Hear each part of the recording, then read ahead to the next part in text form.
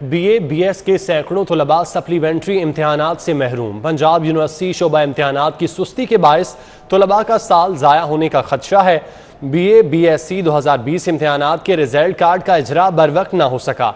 तफसीलात जानते हैं, इमरान यूनुस हमारे साथ मौजूद हैं। इमरान, बताइएगा, रिजल्ट कार्ड का इजरा अभी तक क्यों ना हो सका बर वक्त?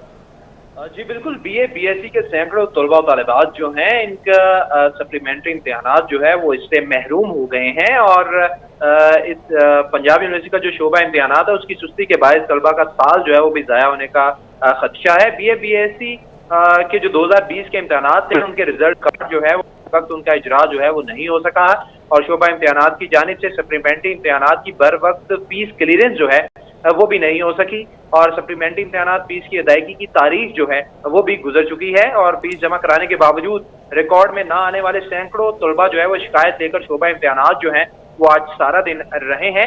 और इस हवाले से तलबा का कहना है कि फीसें तो जमा कराई गई हैं लेकिन रिकॉर्ड जो है वो यूनिवर्सिटी की जानिब से अपडेट जो है वो नहीं हो सका, जबकि सप्लीमेंट्री इम्तहानात की फीस के लिए महदूद दिन दिए गए। ईद और हफ्ता तातीलात के बाद सिर्फ एक हफ्ता जो है वो दिया गया। फीस अदायगी के बाद रिकॉर्ड अपडेट के लिए शोबा इम्तहानात के कई चक्कर जो है वो लगा चुके हैं लेकिन मामला हल नहीं हुआ।